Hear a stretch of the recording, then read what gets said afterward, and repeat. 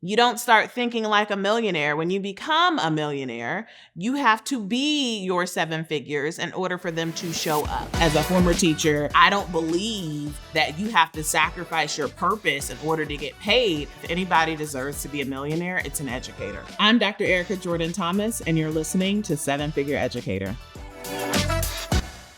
Welcome back to another episode of the Seven Figure Educator podcast. My name's Dr. Erica Jordan Thomas, former teacher, former principal, Harvard grad turned full-time entrepreneur. I'm founder and CEO of EJT Education Group, and I have built a seven-figure education consulting business. On this episode of the Seven Figure Educator podcast, we're going to get into the psychology of a millionaire. I want to break down how millionaires think, because the reality is you have to think like a millionaire to become one. You don't start thinking like a millionaire. When you become a millionaire, you have to be your seven figures in order for them to show up. So let's actually break down the psychology of a millionaire and put language to the way that they think, so that way you can start thinking like them too. But before we get to that, I want to start with some of the biggest excuses that I hear people say that I don't think they realize is an excuse at the time that they say it, but it actually gets in the way of you moving like a millionaire. The first one is, well, but I'm an introvert. When people say, I'm an introvert, what they're basically saying is, well, I feel uncomfortable putting myself out there, even though introversion is around where you get your energy from, how you conserve energy, how you expend energy. Most people are using that as a way to basically say that I don't want to promote my business, or I struggle to promote my business. And here's my response to that is that you can be an introvert, but your business cannot be, right? Do what you need to do to market your business, go take a nap, and then get back up and keep marketing, right? So when we talk about being an introvert, how you conserve your energy is one conversation, but how you show up in your business is a completely separate conversation. They're not connected. Now, you absolutely should know yourself, know your strengths, know your energy flow, but given that you know it, you build around it, right? So that's the first excuse that I hear people making, that again, I don't think they realize that it's really an excuse when they're saying it, but it's getting in the way of them moving and acting like a millionaire. I know you're listening to this episode, and if you felt like you found your community, well, I want you to take the next step to join our community on Facebook. I have a free Facebook group, other Black education consultants just like you, and we're talking about proposals, we're talking about the next opportunity. People are collaborating and finding contracts together. It's an amazing, beautiful space that we've been able to curate, and I want to invite you to join. So go ahead and click the link in the show notes to be able to request to join my Facebook group, and I look forward to engaging with you there. The second is, I'm not ready, or I have to do X, Y, and Z things first before I start doing X, Y, and Z. And when people are naming this thought that they're not ready, oftentimes it's coming from this place of they have an invisible checklist that they think they have to check all these boxes off in order to be ready to start building a seven-figure business. It's just not true.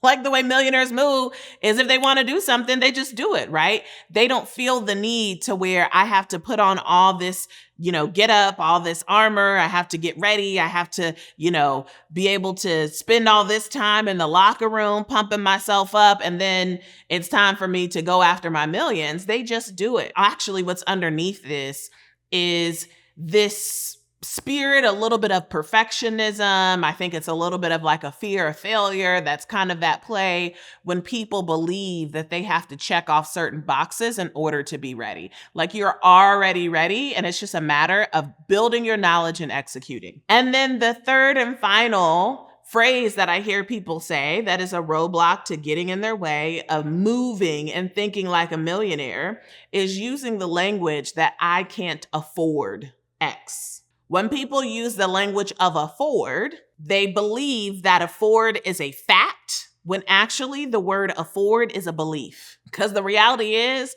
is you can afford whatever you want. You afford what you value. So if you're saying you can't afford something, the reality is you just don't value it enough to afford it. And there's some things in your life that you do value, and you've actually moved things around. You might have moved money around. You've saved money. You've made intentional choices to be able to afford it. But part of what's getting in your way is believing that afford is an absolute. Either it's a yes or a no.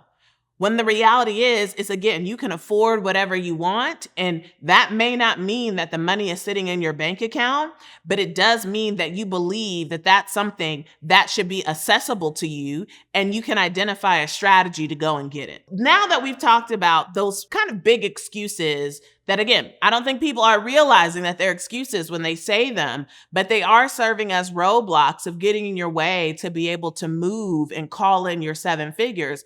Let's actually go through 3 aspects of the psychology of a millionaire. These are 3 things that millionaires do that allow them to be able to make money and allow their money to grow faster. If you are a Black entrepreneur and you are looking for a playground to be able to grow your business and receive a roadmap for building a 7-figure education consulting business, I want to personally invite you to my upcoming 5-day business school. You're going to have the opportunity to spend 5 days with me, and I'm going to break down my blueprint for helping you grow a 7-figure education consulting business. I'm going to teach you my 7-figure sales process. I'm going to teach you how to develop your offers. We'll talk about pricing. And my goal by the end of the 5 days is that you make money, which means I'm going to help you identify people in your network that you can begin pitching by the end of our 5 days. So there's no excuse, because guess what? It's completely free. I want you to go ahead, head to the link in the show notes to sign up and join me at my next B school. I'll see you there. The first is that millionaires know the power of focus. And what I mean by the power of focus, meaning that they know the power of solving one problem for one target audience and scaling that thing to 7 figures before they start another business. They know how to focus on one lane, and they do not switch lanes until this lane has hit 7 figures. And when we have this conversation around 7 streams of income, I think a lot of people are getting caught up in that type of narrative that causes them to now have 7 streams of 5 and 6 figures when they could have 1 stream of 7, and then take that blueprint and be able to now carry that over into the next business and build the next business to 7. So you get to choose. Do you want a bunch of 5 and 6 figure streams of income, or do you want to be building multiple 7 streams of income? And if that's what you want, it actually starts with mastering 1 stream of income and then taking the lessons and blueprint from that and moving on to the next business. A great example of this that I love to offer up is Amazon. If we think about Amazon today, they are known for a lot of things. And I'm going to publicly say, I don't really rock with Jeff Bezos like that. And for the sake of our learning, I think it's a really, really thoughtful case study in a way to kind of approach of how has Amazon used the power of focus to be able to grow their business. When you think about Amazon, you might today think about Amazon Prime. You might think about packages. You might think about Amazon Fresh to get your food. You might think about Amazon Fashions. I'm a huge Project Runway girl, and so I know about the Amazon Fashions, right? They're playing in lots of lanes today. But when Amazon first started, they started with one area of focus, which was books. Amazon first entered the marketplace being really thoughtful of just selling books. And for real, if you think about their business model, what they were scaling was not a product, they were scaling a system, where Amazon was actually solving the problem of not how to get more people books. They're selling the product of supply chain and logistics, of how do we master the art of getting something to someone's doorstep under 48 hours. And if we can figure out how to do that with books, we can then rinse and repeat and apply it with other products. So Amazon today is known for being able to ship books. They ship clothes, they ship food, they also ship medicine. I read the other day that they're getting ready to start putting cars on Prime, right? Like they've now been able to expand into so many different products, that's the power of focus. If I can master how to bring a book to your doorstep, I can then deliver you food, I can deliver you clothes, I can deliver you medicine, and so much more. I know you're enjoying this episode, but I wanted to pop in really quickly to make sure that you know about my event, 7-Figure Educator Live. It is the only event for Black educators who have a vision of a 7-figure education consulting business, and they are ready to make that vision a reality. You have the opportunity to spend 3 days in person with me and my team in Atlanta, Georgia, and I guarantee this is a transformative experience you do not want to miss. So to grab your ticket, you're gonna need to head to 7figureeducator.com. Again, that's the number 7figureeducator.com, and grab your ticket before the price goes up. The link is also in the show notes. Go ahead and click, and I'll see you there. The second characteristic of the psychology of a millionaire is that millionaires are decisive. They know how to make a decision. They don't need all week, all month, going back and forth, trying to figure out what's the best decision to make. And that doesn't mean that they know all the answers. What that means is that they're really clear on their criteria for their decision-making process. They think through what needs to be true in order for this yes to feel exciting. A lot of times it's gonna be, how am I gonna make my money back? Like, how is this gonna be beneficial for me? So I think a really great example of this is for real estate investing. So I'm a real estate investor, and if I learn of a property today that I might be interested in, I can't be taking all week to figure out whether or not I want to move forward. I will take about 15 to 20 minutes because I simply am really clear on my criteria of there's multiple ways to make money in real estate, and I need to have at least 2 strategies that will make my money back given the numbers. So I just need 15 to 20 minutes to run different scenarios with the numbers.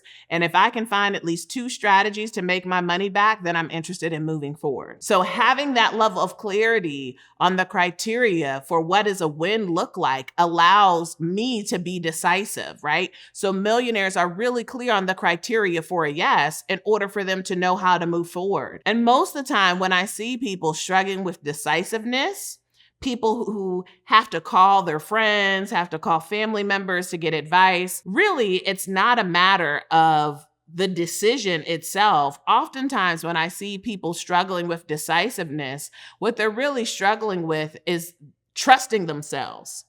They're struggling with, if I make this decision, do I trust myself enough to follow through? Do I trust myself enough to have the skills and competency to be able to make my money back?